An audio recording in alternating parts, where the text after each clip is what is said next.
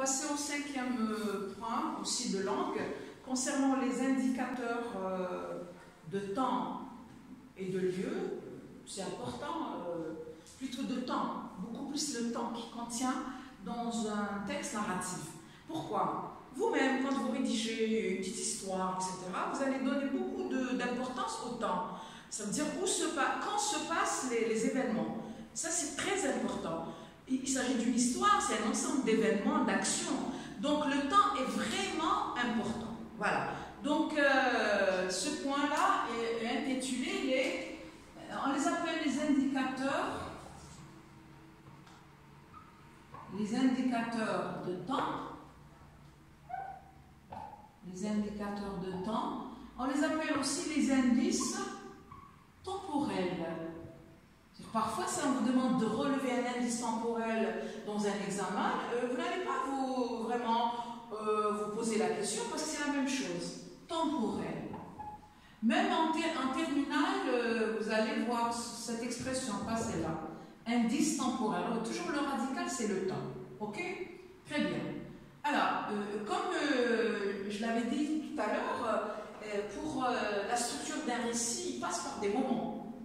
Le récit passe par des moments. C'est un ensemble d'événements qui diffèrent d'un moment à un autre. C'est pourquoi on donne plus d'importance à ces indices ou ces indicateurs de temps. Pour classer, bien sûr, les étapes d'une histoire, on a toujours un début. Je préfère passer à l'autre côté pour que ça soit plus clair. Voilà. J'espère que tout le monde puisse voir le tableau. Hein? Alors, mes enfants, vous dormez. Hein? Voilà. Alors, vous avez le début. Vous avez l'élément qui change, ce qu'on a appelé tout à l'heure l'élément perturbateur. Et vous avez la suite d'événements et la fin de l'histoire. Voilà. Donc, vous avez ici début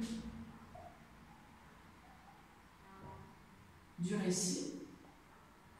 Comment commencer le récit? Qu'est-ce qu'on emploie comme indice? Vous avez bien sûr l'élément perturbateur. On l'appelle aussi l'action soudaine. Action soudaine. Subitement, d'accord? Soudaine.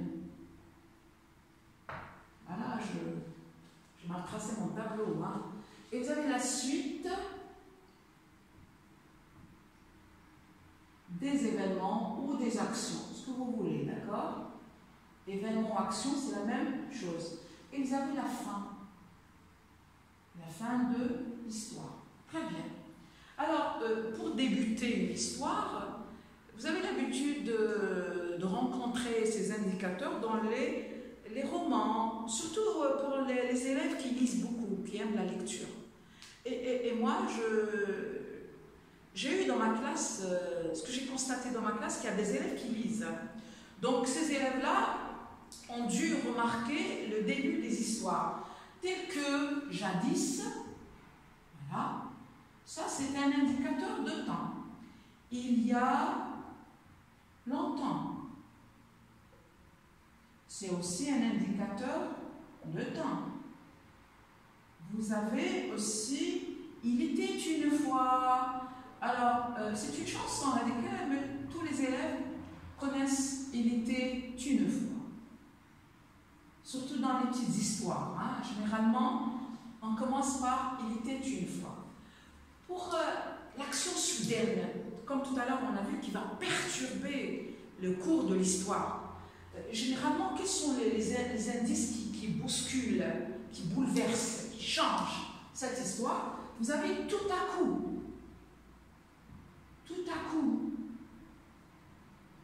soudain. Vous avez soudain. Vous avez aussi brusquement.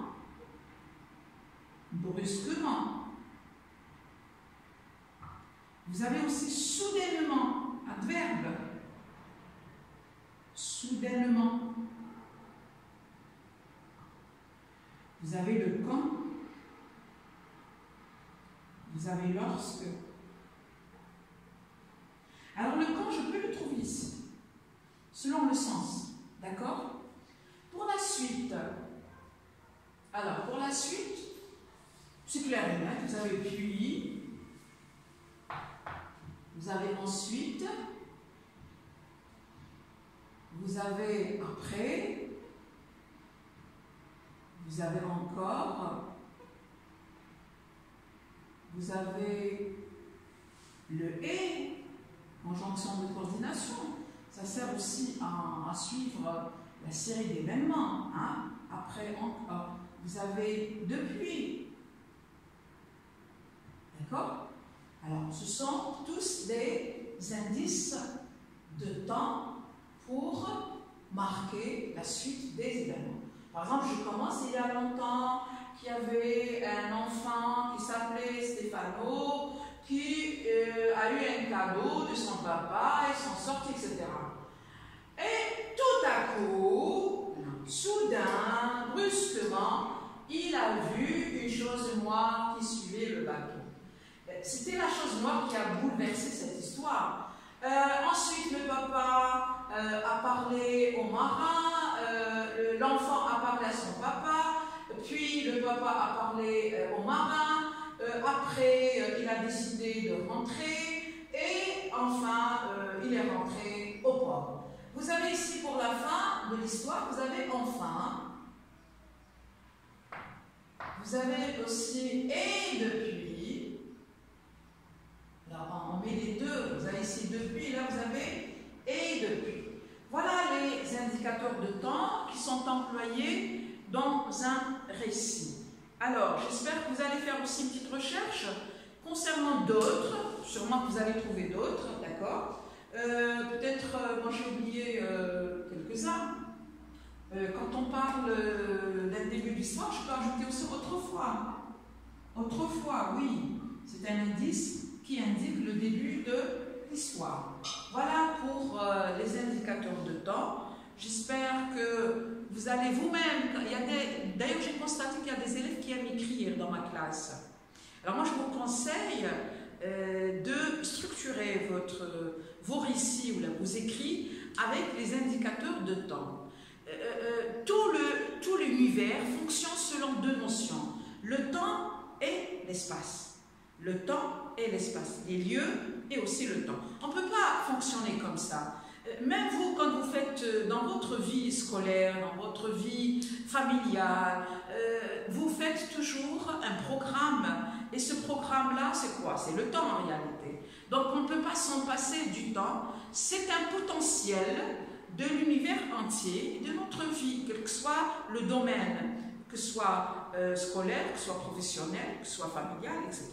Donc moi j'aimerais bien que mes élèves soient des gens organisés dans leur vie, et quand on est organisé, on doit respecter le temps. C'est très important. Voilà, je vous remercie. J'espère que vous allez prendre en considération mes conseils aussi. Hein. Et là, vous êtes loin de moi, mais moi, je sens que vous êtes en face de moi. Ok? Voilà. Vous me manquez énormément, mes enfants. Dommage. Vu cette pandémie nous a éloignés l'un de l'autre. Espérons qu'on va se rencontrer bientôt, Inch'Allah.